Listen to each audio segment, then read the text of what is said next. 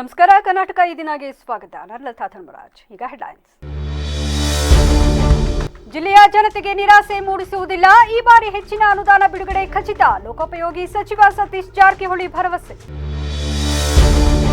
Bike ತೆಗೆಯಲು auto ಅಡ್ಡಿ, ಮಕ್ಕಳ ಪ್ರಾಣವನ್ನು ಅಪಾಯಕ್ಕೆ ತಳ್ಳಿ ಎಸ್ಕೇಪ್ ಆದ ಕಿಡಿಗೇಡಿ, ಆಘಾತಕಾರಿ ಕೃತ್ಯ ಸಿಸಿಟಿವಿ ಕ್ಯಾಮೆರಾದಲ್ಲಿ ಸೆರೆ. ಹೊಳೆನರಸೀಪುರ ನಗರ ಪೊಲೀಸರಿಂದ ಕಾರ್ಯಾಚರಣೆ, ಚಿನ್ನ ಕದ್ದ 4 ಚೋರಿಯರ ಬಂಧನ, 6.38 ಲಕ್ಷ ರೂಪಾಯಿ ಮೌಲ್ಯದ ಚಿನ್ನಾಭರಣ ಸೀಸ್.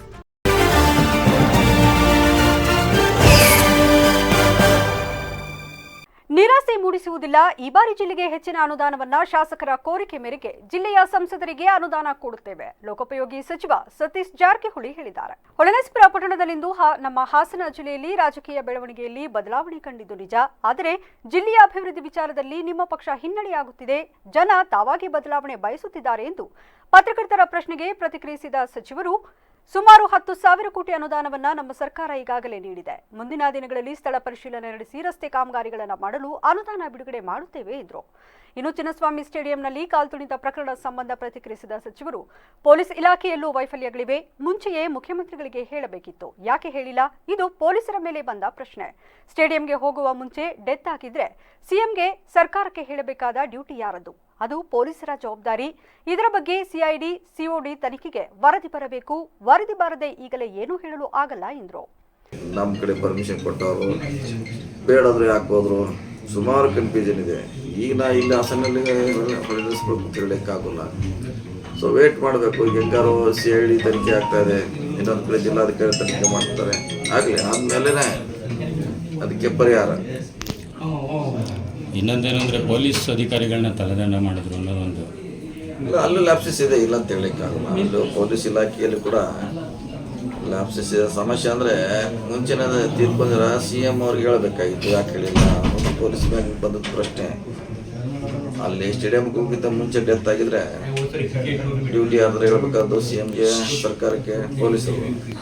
ಅವರು ಹೇಳಿದ ಆರೋಪ ಇದೆ, ಅದು ಸತ್ಯಾಂಶ ಬರೆದು COD ಅಥವಾ CID ಮಾಡ್ತಾರೆ ಗೊತ್ತಾಗಲ್ಲ. ಅಲ್ಲಿವರೆಗೆ ನಾವು ಕೂಡ ಹಿಂಗೆ ನನಗೆ ಹೇಳಲಿಕ್ಕೆ ಆಗೋಲ್ಲ, ನಿರ್ದಿಷ್ಟವಾಗಿ ಹೀಗೆ ಅಂತ ಹೇಳಿಕ್ಕೆ ನನಗೂ ಕಷ್ಟ. ಒಂದು ಯಾವ್ದಾದ್ರು ವರದಿ ಬರೋವರಿಗೆ ಹೇಳೋದು ಕಷ್ಟ. ನಮ್ಮ ಜಿಲ್ಲೆಯಲ್ಲಿ ಎಸ್ಪೆಷಲಿ ನಮ್ಮ ಹೊಳೆನರಸೀಪುರ ತಾಲೂಕು ಇವರಿಗೆ ಹೆಚ್ಚು ಬೆಂಬಲ ಕೊಟ್ಟರು ಮತ್ತು ಬದಲಾವಣೆ ಬಯಸೋರು ಜನ. ಈಗ ಅಭಿವೃದ್ಧಿನಲ್ಲೂ ಬದಲಾವಣೆ ಬಯಸ್ತಾ ಇದ್ದಾರೆ ಸರ್. ಈ ಲೋಕೋಪಯೋಗಿ ಇಲಾಖೆಯಲ್ಲಿ ಬರೀ ನಾವೇ ಸ್ವತಃ ಅರ್ಜಿ ಕೊಟ್ಟರು ಹಂಪಾಕಕ್ಕೆ ದುಡ್ಡಿಲ್ಲ. ರಸ್ತೆ ಮಾಡೋದಿರಲಿ, ರಸ್ತೆಗಳು ಫಜೀತಿಯಾಗಿ ಹೋಗಿದೆ, ಪರಿಸ್ಥಿತಿ ತುಂಬ ಕೆಟ್ಟದಾಗಿದೆ. ಅದನ್ನು ಹೇಗೆ ನಿಭಾಯಿಸ್ತೀವಿ? ಇಲ್ಲ, ನೀವು ಹೇಳಿದಟ್ಟು ತುಂಬ ಕೆಟ್ಟದಾಗಿ ಏನಿಲ್ಲ. ಸುಮಾರು 10,000 ಕೋಟಿ ಖರ್ಚು ಮಾಡ್ತೀವಿ ನಾವು. ಹಂಪಾಕ್ಲಿಕ್ಕೆಲ್ಲ ಎಲ್ಲೆಲ್ಲೋ ಸುಮಾರು ದುಡ್ಡು ಕೊಟ್ಟಿದ್ದೀವಿ, ಸುಮಾರು ಕಾರ್ಯಕ್ರಮ ನಡೀತಾ ಇದೆ. ಆದರೆ ಅದು ಗಮನಕ್ಕೆ ಬರದೇ ಹೋಗಿರ್ಬೋದು ನೀವು ಹೇಳೋಂಥ ವಿಚಾರ. ಸೊ ಮಾಡ್ತೀವಿ. ಈ ಸಂದರ್ಭದಲ್ಲಿ ಸಂಸದ ಶ್ರೇಯಸ್ ಪಟೇಲ್, ಪ್ರಿಯಾಂಕಾ, ಸತೀಶ್ ಜಾರಕಿಹೊಳಿ, ಚಿತ್ರದುರ್ಗ ಸಂಸದ ಚಂದ್ರಪ್ಪ, ಕಾಂಗ್ರೆಸ್ ಮುಖಂಡ ಪುಟ್ಟರಾಜು ಸೇರಿದಂತೆ ಮತ್ತಿತರರು ಹಾಜರಿದ್ದರು. ಬೇಲೂರು ಪಟ್ಟಣದ ನೆಹರು ನಗರದಲ್ಲಿ ಶನಿವಾರ ಯುವಕನೊಬ್ಬ ತನ್ನ ಬೈಕ್ ರಸ್ತೆ ಕಡೆಗೆ ತಿರುಗಿಸಲು ಅಡ್ಡವಾಗಿ ನಿಂತಿದೆ ಎಂಬ ಕಾರಣಕ್ಕಾಗಿ ಪ್ರಯಾಣಿಕರ ಸೀಟಿನಲ್ಲಿ 3-4 ಮಕ್ಕಳು ಕುಳಿತಿದ್ದ ಆಟೋವನ್ನು ನ್ಯೂಟ್ರಲ್ ಮಾಡಿ ಹಿಮ್ಮುಖವಾಗಿ ಇಳಿಜಾರಿನಲ್ಲಿ ಚಲಿಸಲು ಬಿಟ್ಟು ಮಕ್ಕಳ ಪ್ರಾಣವನ್ನು ಅಪಾಯಕ್ಕೆ ಒಡ್ಡಿದ ಆಘಾತಕಾರಿ ದೃಶ್ಯ ಸಿಸಿಟಿವಿ ಕ್ಯಾಮೆರಾದಲ್ಲಿ ಸೆರೆಯಾಗಿದೆ. ಹಾಸನ ಮೂಲದ ವ್ಯಕ್ತಿಯೊಬ್ಬರು ತಮ್ಮ ಆಟೋವನ್ನು ಅಂಗಡಿಯ ಮುಂದೆ ನಿಲ್ಲಿಸಿ ಒಳಗೆ ತೆರಳಿದ ವೇಳೆ ತನ್ನ ಬೈಕ್ ತೆಗೆದುಕೊಂಡು ಹೋಗಲು ಬಂದ ಯುವಕನಿಗೆ ಆಟೋ ಅಡ್ಡಿಯಾಗಿತ್ತು. ಕೆಲ ನಿಮಿಷ ಕಾದ ಬಳಿಕ ಯುವಕ ಆಟೋವನ್ನ ನ್ಯೂಟ್ರಲ್ಗೆ ಹಾಕಿ ಬಿಟ್ಟಿದ್ದಾನೆ. ಇದರಿಂದ ಆಟೋ ಹಿಮ್ಮುಖವಾಗಿ ಚಲಿಸತೊಡಗಿದೆ. ಇದರಿಂದ ಆಟೋದೊಳಗೆ ಕುಳಿತಿದ್ದ ಪುಟ್ಟ ಮಕ್ಕಳ ಜೀವಕ್ಕೆ ತೊಂದರೆಯಾಗುವ ಸ್ಥಿತಿ ನಿರ್ಮಾಣವಾಯಿತು. ಆಟೋ ಚಲಿಸುವುದನ್ನು ಗಮನಿಸಿದ ಚಾಲಕ ಹಾಗೂ ಸ್ಥಳದಲ್ಲಿದ್ದವರು ಓಡಿ ಹೋಗಿ ಆಟೋವನ್ನ ನಿಲ್ಲಿಸಿದ್ದಾರೆ. ಅದೃಷ್ಟವಶಾತ್ ಕೂದಲೆಳೆ ಅಂತರದಲ್ಲಿ ಮಕ್ಕಳು ಅಪಾಯದಿಂದ ಪಾರಾಗಿವೆ. ಆದರೆ ಯುವಕ ತನ್ನ ಬೈಕ್ನಲ್ಲಿ ತನ್ನ ಪಾಡಿಗೆ ತಾನು ತೆರಳಿದ್ದಾನೆ. ಈ ಘಟನೆಯ ದೃಶ್ಯ ಸ್ಥಳದ ಸಿಸಿಟಿವಿಯಲ್ಲಿ ಸೆರೆಯಾಗಿದೆ.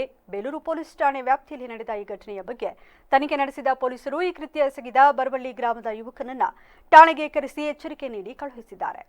ಇನ್ನು ಸಾರ್ವಜನಿಕ ಸ್ಥಳಗಳಲ್ಲಿ ಇಂತಹ ಕಿಡಿಗೇಡಿ ಕೃತ್ಯಗಳ ಬಗ್ಗೆ ಜನರು ಎಚ್ಚರ ವಹಿಸಬೇಕಿದೆ. ಜಿಲ್ಲೆಯ ಹೊಳೆನರಸೀಪುರ ನಗರ ಠಾಣೆ ಪೊಲೀಸರು ಕಾರ್ಯಾಚರಣೆ ನಡೆಸಿ 4 ಖತರ್ನಾಕ್ ಕಳ್ಳಿಯರನ್ನ ಬಂಧಿಸಿ 6.38 ಲಕ್ಷ ರೂಪಾಯಿ ಮೌಲ್ಯದ ಚಿನ್ನಾಭರಣ ವಶಪಡಿಸಿಕೊಂಡಿದ್ದಾರೆ. ಆಂಧ್ರಪ್ರದೇಶದ ಚಿತ್ತೂರು ಜಿಲ್ಲೆ ಕುಪ್ಪಂ ಗ್ರಾಮದ ಶಶಿ, ಮಾಧವಿ, ಅಖಿಲ ಹಾಗೂ ವಿದ್ಯಾ ಬಂಧಿತ ಕಳ್ಳಿಯರು.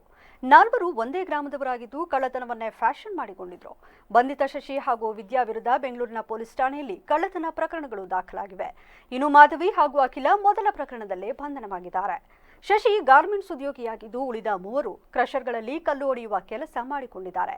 ಕೆಎಸ್ಆರ್ಟಿಸಿ ಬಸ್ಗಳಲ್ಲಿ ಪ್ರಯಾಣಿಸುತ್ತಿದ್ದ ಅಮಾಯಕ ಮಹಿಳೆಯರೇ ಇವರ ಟಾರ್ಗೆಟ್ ಆಗಿದ್ದು, ನೂಕುನುಗ್ಗಲಿನಲ್ಲಿ ಮಹಿಳೆಯರು ಕೆಎಸ್ಆರ್ಟಿಸಿ ಬಸ್ ಹತ್ತುವಾಗ ಅವರ ಮೈಮೇಲಿನ ಚಿನ್ನದ ಒಡವೆ, ವ್ಯಾನಿಟಿ ಬ್ಯಾಗ್ಗಳಿಂದ ಚಿನ್ನಾಭರಣಗಳನ್ನು ದೋಚುತ್ತಿದ್ರು. ತಾವು ಸಹ ಬಸ್ ಹತ್ತುವವರಂತೆ ನಟನೆ ಮಾಡುತ್ತಿದ್ದು ಯಾರಿಗೂ ಸಂಶಯ ಬರುತ್ತಿರಲಿಲ್ಲ. ಸದ್ಯ ಬಂಧಿತರಿಂದ 35 ಗ್ರಾಂ ತೂಕದ ಚಿನ್ನದ ಸರ, 22 ಗ್ರಾಂ ತೂಕದ ನೆಕ್ಲೆಸ್, 5 ಗ್ರಾಂ ತೂಕದ ಬೆಳ್ಳಿ ಗಣಪತಿ ಡಾಲರ್ ಹಾಗೂ 29 ಗ್ರಾಂ ತೂಕದ ಚಿನ್ನದ ಸರ ವಶಪಡಿಸಿಕೊಳ್ಳಲಾಗಿದೆ ಎಂಬ ಮಾಹಿತಿ ಲಭ್ಯವಾಗಿದೆ. ನಗರದ Kannada Sahitya Parishat ಆವರಣದಲ್ಲಿಂದು Rotary club of central ಹಾಸನದ ನೇತೃತ್ವದಲ್ಲಿ ಹಾಸನ ಜಿಲ್ಲಾ ಕಾರ್ಯನಿರತ ಪತ್ರಕರ್ತರ ಸಂಘ ಹಾಗೂ ಟೀಮ್ ಈಶ್ವರ್ ಮಲ್ಪೆ ಅವರ ಸಹಯೋಗದಲ್ಲಿ ಉಚಿತ ಕಿವಿಯ ಶ್ರವಣ ತಪಾಸಣೆ ಹಾಗೂ ರಿಯಾಯಿತಿ ದರದಲ್ಲಿ ಶ್ರವಣ ಯಂತ್ರಗಳ ವಿತರಣಾ ಕಾರ್ಯಕ್ರಮವನ್ನು ಹಮ್ಮಿಕೊಳ್ಳಲಾಗಿತ್ತು. ಉದ್ದೇಶಿಸಿ ರಾಜ್ಯ ಕಾರ್ಯಕಾರಿ ಸಮಿತಿ ಸದಸ್ಯ ಎಚ್.ಪಿ. ಮದನಗೌಡ ಮಾತನಾಡಿ, ಕಿವಿ ದೇಹದ ಅತಿ ಮುಖ್ಯವಾದ ಅಂಗ. ಆದರೆ ಅದಕ್ಕೆ ನಾವು ಹೆಚ್ಚಿನ ಮಹತ್ವವನ್ನು ನೀಡುವುದಿಲ್ಲ. ಮನುಷ್ಯನ ಎಲ್ಲ ಕಾರ್ಯ ಚಟುವಟಿಕೆಗಳಿಗೂ ಬಹುಮುಖ್ಯವಾಗಿ ಕಾರ್ಯನಿರ್ವಹಿಸುವಂತಹ ಅಂಗ ಶ್ರವಣಾಂಗ. ಈ ಭೂಮಿಯ ಮೇಲೆ ನಡೆಯುವ ಪ್ರತಿಯೊಂದು ಘಟನೆಗಳನ್ನು ನೋಡಿ ಹಾಗೂ ಅದನ್ನು ಆಲಿಸಿ ಅನುಭವಿಸುವಂತಹ ಭಾಗ್ಯವನ್ನು ದೇವರು ಕರುಣಿಸಿದ್ದು, ಅದನ್ನು ನಿರ್ಲಕ್ಷಿಸದೆ ಆರೋಗ್ಯವಾಗಿಟ್ಟುಕೊಳ್ಳಬೇಕೆಂದು ತಿಳಿಸಿದರು. ಕಿವಿ ಅನ್ನುವಂಥದ್ದು ಭಾಳ ಮುಖ್ಯ ಅನ್ನುವಂಥದ್ದು ಗೊತ್ತಾಗೋದು ಭಾಳ ಲೇಟಾಗಿ, ಅದಕ್ಕೆ ಹೆಚ್ಚು ಮಹತ್ವವನ್ನು ಯಾರು ಕೊಡೋದೇ ಇಲ್ಲ. ಶ್ರವಣ ದೋಷ ಅನ್ನುವಂಥದ್ದಕ್ಕೆ ಹೆಚ್ಚು ಆದ್ಯತೆಯನ್ನು ಕೊಡುವುದಿಲ್ಲ. ಅದರ ಸ್ವಚ್ಛತೆ ಬಗ್ಗೆ ಇರ್ಬೋದು, ಅದರ ನಿರ್ವಹಣೆ ಇರ್ಬೋದು, ಅದರಿಂದ ಆಗುವ ಉಪಯೋಗ ಎಷ್ಟಿದೆ ಅಂತ ಹೇಳಿದ್ರೆ, ಈ ಮನುಷ್ಯನ ಎಲ್ಲ ಕಾರ್ಯಚಟುವಟಿಕೆಗಳಿಗೆ ಬಹುಮುಖ್ಯವಾಗಿ ಕಾರ್ಯವನ್ನು ನಿರ್ವಹಿಸುವಂಥದ್ದೇ ಶ್ರವಣ. ಆದರೆ ಆ ಶ್ರವಣಕ್ಕೆ ನಾವು ಮಹತ್ವವನ್ನು ಕೊಡುವಂಥ ಕೆಲಸವನ್ನು ಯಾವತ್ತೂ ಮಾಡೋದಿಲ್ಲ. ಶ್ರವಣ ಇಲ್ಲ ಅಂತಾದಾಗ ಅದೇ ನಮಗೆ ಕೆಲಸ ಮಾಡೋಲ್ಲ ಅಂತ ಹೇಳಿದ್ರೆ ಯಾವ ಕಾರ್ಯಗಳು ಕೂಡ ಅಷ್ಟು ಸುಲಭವಾಗಿ ನಿಲ್ಲಕ್ಕೆ ಸಾಧ್ಯನೇ ಆಗೋದಿಲ್ಲ. ಕೊನೆಗೆ ಕಿವಿ ಕೇಳಲ್ಲ ಅಂದರೆ ಕೆಲವು ಸುಮ್ಮನೆ ಆಗಿಬಿಡ್ತಾರೆ, ಕೇಳದೇ ಇರೋದು ಒಳ್ಳೆಯದು ಅಂತೇಳಿ ಅಂಥ ಸಂದರ್ಭಕ್ಕೆ ಬರ್ಬಿಟ್ಟು. ಈ ಸಂದರ್ಭದಲ್ಲಿ ರಾಜ್ಯ ಕಾರ್ಯಕಾರಿ ಸಮಿತಿ ಸದಸ್ಯ ಬಿಆರ್ ಬೊಮ್ಮೇಗೌಡ, ಪತ್ರಕರ್ತ ಹೆತ್ತೂರು ನಾಗರಾಜ್, ರಘುಗೌಡ ಸೇರಿದಂತೆ ಇತರರು ಹಾಜರಿದ್ದರು. ಆಹಾರ ಅರಸಿ ಗ್ರಾಮದ ನಿವಾಸಿಯ ಮನೆಯ ಮುಂದೆ ಚಿರತೆಯೊಂದು ಪ್ರತ್ಯಕ್ಷವಾಗಿರುವ ಘಟನೆ ಅರ್ಕಲಗೂಡು ತಾಲೂಕಿನ ಕೆರಗೋಡು ಗ್ರಾಮದಲ್ಲಿ ನಡೆದಿದೆ. ಗ್ರಾಮದ ಬಸವರಾಜ್ ಎಂಬುವರ ಮನೆಯ ಬಳಿ ಶನಿವಾರ ರಾತ್ರಿ ಚಿರತೆ ಕಾಣಿಸಿಕೊಂಡಿದ್ದು, ಚಿರತೆಯನ್ನ ಕಂಡು 10 ನಾಯಿಗಳು ಗೀಳಿಟ್ಟಿದ್ದಾವೆ. ಇನ್ನು ನಾಯಿಗಳ ಶಬ್ದ ಕೇಳಿ ಮನೆ ಮಾಲೀಕ ಲೈಟ್ ಆನ್ ಮಾಡಿದ್ದು, ಈ ಸಂದರ್ಭದಲ್ಲಿ ಗಾಬರಿಗೊಂಡ ಚಿರತೆ ಕೂಡಲೇ ಸ್ಥಳದಿಂದ ಎಸ್ಕೇಪ್ ಆಗಿದ್ದು, ಚಿರತೆಯ ಚಲನವಲನದ ದೃಶ್ಯ ಸಿಸಿಟಿವಿಯಲ್ಲಿ ಸೆರೆಯಾಗಿದೆ. ಇನ್ನು ಚಿರತೆ ಹಲವು ದಿನಗಳಿಂದ ನಾಯಿ ಕರುಗಳನ್ನು ಹೊತ್ತೊಯ್ದು ತಿಂದು ಹಾಕುತ್ತಿದೆ ಎಂದು ಗ್ರಾಮಸ್ಥರು ಆರೋಪಿಸಿದ್ದು, ಕೂಡಲೇ ಅರಣ್ಯ ಇಲಾಖೆ ಅಧಿಕಾರಿಗಳು ಬೋನಿಟ್ಟು ಚಿರತೆ ಸೆರೆ ಹಿಡಿಯುವಂತೆ ಆಗ್ರಹಿಸಿದ್ದಾರೆ. ಕಾಂಗ್ರೆಸ್ ಮುಖಂಡ ತುಳಸಿದಾಸ್ ರವರ 54ನೇ ಜನ್ಮದಿನವನ್ನು ಡಾಕ್ಟರ್ ಬಿಆರ್ ಅಂಬೇಡ್ಕರ್ ಅವರ ಪ್ರತಿಮೆಗೆ ಮಾಲಾರ್ಪಣೆ ಮಾಡಿ ಕೇಕ್ ಕತ್ತರಿಸಿ ಸಿಹಿ ಹಂಚುವ ಮೂಲಕ ಸಂಭ್ರಮದಿಂದ ಆಚರಿಸಲಾಯಿತು. ಬೇಲೂರು ತಾಲೂಕಿನ ಅರಹಳ್ಳಿ ಪಟ್ಟಣದ ಶ್ರೀ ವೀರಾಂಜನೇಯ ಸ್ವಾಮಿ ದೇವಸ್ಥಾನದಲ್ಲಿ ವಿಶೇಷ ಪೂಜಾ ಕಾರ್ಯಕ್ರಮ ಹಮ್ಮಿಕೊಳ್ಳಲಾಗಿದ್ದು, ದೇವಸ್ಥಾನಕ್ಕೆ ಆಗಮಿಸಿದ ಭಕ್ತಾದಿಗಳಿಗೆ, ತುಳಸಿದಾಸ್ ಅಭಿಮಾನಿಗಳಿಗೆ ಪ್ರಸಾದ ವಿತರಣೆ ನಡೆಯಿತು. ಕಾರ್ಯಕ್ರಮದಲ್ಲಿ ತುಳಸಿದಾಸ್ ಚಾರಿಟಬಲ್ ಟ್ರಸ್ಟ್ ಸದಸ್ಯರಾದ ಶಶಿಕುಮಾರ್, ಗ್ರಾಮ ಪಂಚಾಯಿತಿ ಸದಸ್ಯರು ಅಣ್ಣಪ್ಪ ಸೇರಿದಂತೆ ಇತರರು ಉಪಸ್ಥಿತರಿದ್ದರು. ಕಲಾವಿದರನ್ನ ಪ್ರೋತ್ಸಾಹಿಸುವುದು ನಮ್ಮೆಲ್ಲರ ಆದ್ಯ ಕರ್ತವ್ಯವಾಗಿದೆ. ಅದರಲ್ಲೂ ಅಂಗವಿಕಲ ಕಲಾವಿದರನ್ನ ಪ್ರೋತ್ಸಾಹಿಸುವುದು ಅದಕ್ಕಿಂತ ದೊಡ್ಡ ಕೆಲಸ ಮತ್ತೊಂದಿಲ್ಲ ಎಂದು ಸಮಾಜ ಸೇವಕ ಮನೋಹರ್ ತಿಳಿಸಿದರು. ಚನ್ನರಾಯಪಟ್ಟಣದ ಬಿಎಂ ರಸ್ತೆಯಲ್ಲಿರುವ ಶ್ರೀಪಾದ ಕನ್ವೆನ್ಷನ್ ಹಾಲ್ನಲ್ಲಿ ನಡೆದ ಸುಧಾ ಅಮೃತ ಗಾನ ಕಲಹ ಎಂಬ ಕಾರ್ಯಕ್ರಮದಲ್ಲಿ ಮಾತನಾಡಿದ ಅವರು, ಕಲಾವಿದರನ್ನ ಪ್ರೋತ್ಸಾಹಿಸುವುದು ನಮ್ಮ ಮತ್ತು ನಿಮ್ಮೆಲ್ಲರ ಆದ್ಯ ಕರ್ತವ್ಯವಾಗಿದೆ. ಅಂಗವೈಫಲ್ಯತೆ ಇಲ್ಲದೆ ಮನುಷ್ಯನನ್ನ ಸುಧಾರಿಸುವುದು ಬಹಳಷ್ಟು ಕಷ್ಟ. ಅದರಲ್ಲೂ ಅಂಗವಿಕಲತೆಯಿಂದ ಕೂಡಿರುವ ಇಂತಹ ಅಂಗವಿಕಲರು ಏನಾದರೂ ಸಾಧನೆ ಮಾಡಬೇಕೆಂದು ಮುಂದೆ ಬಂದಿರುವುದು ಶ್ಲಾಘನೀಯ ಎಂದರು. ಹೃದಯಸ್ಪರ್ಶಿ ಮಾತು ಅಂತ ನಾನು ಅನ್ನೋದು. ಯಾಕಂದರೆ ಕಾಲು ಕೈಯಿಂದ ಚೆನ್ನಾಗಿರೋರು ಸಮಾಜಕ್ಕೆ ಏನಾದ್ರು ಮಾಡ್ಬೇಕು ಅಂತ ಯೋಚನೆ ಮಾಡೋದು ಅಪರೂಪ. ಕಾಲು ಕೈ ಚೆನ್ನಾಗಿರೋದ್ರೆ ಮಾಡ್ಬೇಕು ಅಂತ ಅನ್ಕೊಳ್ಳಲ್ಲ. ಆ ತಾಯಿ ಮಾಡ್ಬೇಕು ಅಂದ್ಕೊಂಡಿದ್ದಾರೆ. ನಿಜವಲ್ಲ ಅವತ್ತಂದ್ರೆ ನೀವು ಒಳ್ಳೆ ಕೆಲಸಕ್ಕೆ ಕೈ ಹಾಕಿದ್ದೀರಾ, ಖಂಡಿತ ಮಾಡಿ. ನಿಮ್ಮ ಜೊತೆಗೆ ನಾವೆಲ್ಲ ಕೈ ಜೋಡಿಸ್ತೀವಿ, ಎಲ್ಲರೂ ಚೆನ್ನಾಗಿ ಇರಬೇಕು ಅಂತ ಅದರ ಒಳ್ಳೆ ಕೆಲಸ ಮಾಡ್ತಾ ಇದ್ದಾರೆ. ಅವರ ಒಂದು 3 ವರ್ಷದಿಂದ ಅವತ್ತು ಅಂದು ನಾನು ದೇಹ ದಾನ ಮಾಡಬೇಕು ಅಂತ ಇದ್ದೀನಿ ನಾನು ಅಂತಂದ್ರೆ ನನಗೆ ಎಷ್ಟು ಖುಷಿ ಆಯಿತು ಅಂತಂದರೆ, ನಾವು ನಮ್ಮ ಯುವಕರುಗಳಲ್ಲೇ 30 ವರ್ಷದಿಂದಲೇ ನಾವು ಹೇಳ್ತಿದ್ದೀವಿ, ನೀವು ಸತ್ತ ನಂತರ ದೇಹ ದಾನ ಮಾಡಿ, ಕಣ್ಣು ದಾನ ಮಾಡಿ, 10 ಜನಕ್ಕೆ ಅನುಕೂಲ ಆಗುತ್ತೆ ಅಂತ ಈಗ 30 ವರ್ಷದಿಂದ ಹೇಳ್ತಾ ಇದ್ದೀವಿ. ಹೇಳುವಾಗ ಯಾರೋ ಒಬ್ಬೊಬ್ರು ಇಬ್ಬರು ಬರ್ತಾರೆ, ಅದು ಎಲ್ಲ ಕಾಲಿಗೆ ಚೆನ್ನಾಗಿರೋಂಥವ್ರು, ವಯಸ್ಸಾಗಿರೋರು ಬರ್ತಾರೆ ಅಷ್ಟೇ.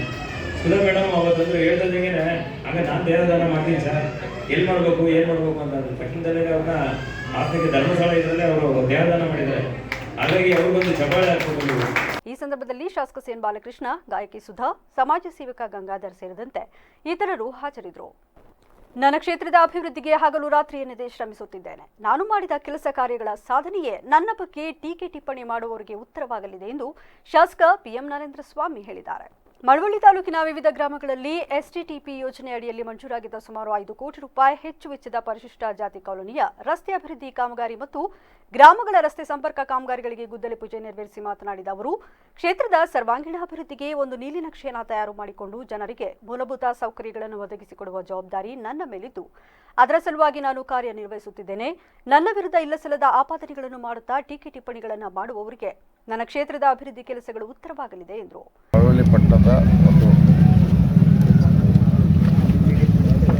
ಪಶುಪಾಲನಾ ಮತ್ತು ವೈದ್ಯಕೀಯ ತರಬೇತಿ ಕೇಂದ್ರ, ವೆಟರ್ನರಿ ಟ್ರೈನಿಂಗ್ ಸೆಂಟರ್ ಮಳವಳ್ಳಿ, ಅದನ್ನು ಕೂಡ ಉದ್ಘಾಟನೆ ಇಟ್ಕೊಂಡು ಒಟ್ಟು ಇವತ್ತು 13,40,00,000 ಕಾಮಗಾರಿಗಳಿಗೆ ನಾನು ಚಾಲನೆ ಕೊಡ್ತಾ ಇದ್ದೀನಿ. ಗ್ರಾಮೀಣ ಭಾಗದ ಮೂಲಭೂತ ಸೌಕರ್ಯಗಳ ಕೊರತೆ ಹಿಂದಿನ 5 ವರ್ಷದಲ್ಲಿ ಆದಂಥ, ಅಂದರೆ 2 ವರ್ಷದ ಹಿಂದಿನ 5 ವರ್ಷ ನಾನು ಹೇಳ್ತೇನೆ, ಕಳೆದ ಆಡಳಿತಾವಧಿಯಲ್ಲಿ ಮಳವಳ್ಳಿ ತಾಲೂಕಿನ ಗ್ರಾಮೀಣ ರಸ್ತೆ ಮತ್ತು ಗ್ರಾಮೀಣ ಜನರ ಮೂಲಭೂತ ಸೌಕರ್ಯಕ್ಕೆ ಒತ್ತು ಕೊಡೋದ ಕಾರಣ, ಅದು ನೀರಾವರಿ ಇರಲಿ, ರಸ್ತೆ ಇರಲಿ, ಮನೆಗಳ ವಿಚಾರದಲ್ಲಿರಲಿ, ಕುಡಿಯೋ ನೀರು ವಿಚಾರದಲ್ಲಿರಲಿ, ವಿದ್ಯುತ್ ವಿಚಾರದಲ್ಲಿರಲಿ, ಯಾವುದೇ ಒಂದು ಸಾಧನೆ ಅಥವಾ ಅಭಿವೃದ್ಧಿಗೆ ಪೂರಕ ಇಲ್ಲದೇ ಇರೋದ್ರಿಂದ ಸಾಕಷ್ಟು ಸಮಸ್ಯೆಗಳನ್ನ ನಾವು ಇವತ್ತು ಎದುರಿಸ್ತಾ ಇದ್ದೀವಿ. ಅವುಗಳ ಒಂದು ಸಮಸ್ಯೆಗಳನ್ನ ಬಗೆಹರಿಸ್ತಕ್ಕಂಥ ವಿಚಾರದಲ್ಲಿ ಯೋಜನೆಗಳನ್ನ ತಂದು ಅನುದಾನದ ಜೊತೆಯಲ್ಲಿ ಕಾರ್ಯಕ್ರಮದಲ್ಲಿ ಮನ್ಮೂಲ್ ಉಪಾಧ್ಯಕ್ಷರಾದ ಕೃಷ್ಣೇಗೌಡ, ನಿರ್ದೇಶಕರಾದ ವಿಶ್ವಾಸ್, ಮಳವಳ್ಳಿ ತಾಲೂಕು ಕಾಂಗ್ರೆಸ್ ಪಕ್ಷದ ಅಧ್ಯಕ್ಷರಾದ ಸಿಪಿ ರಾಜು ಸೇರಿದಂತೆ ಇತರರು ಹಾಜರಿದ್ದರು. ಸಾಮಾಜಿಕ ಜಾಲತಾಣದಲ್ಲಿ ಸಚಿವ ಮಂಕಾಳ ಎಸ್ ವೈದ್ಯ ವಿರುದ್ಧ ಸುಳ್ಳು ಸುದ್ದಿಗಳನ್ನು ಹಬ್ಬಿಸಲಾಗುತ್ತಿದೆ ಎಂದು ವ್ಯಕ್ತಿಯೊಬ್ಬರು ಮುರುಡೇಶ್ವರ ಠಾಣೆಯಲ್ಲಿ ನೀಡಿದ ದೂರಿನನ್ವಯ ಮುರುಡೇಶ್ವರ ಠಾಣಾ ಪೊಲೀಸರು 2 ಆರೋಪಿಗಳನ್ನು ಬಂಧಿಸಿ ಆರೋಪಿಗಳಿಂದ ಕೃತ್ಯಕ್ಕೆ ಬಳಸಲಾದ ಮೊಬೈಲ್ ಫೋನ್ಗಳನ್ನು ವಶಕ್ಕೆ ಪಡೆಯಲಾಗಿದೆ.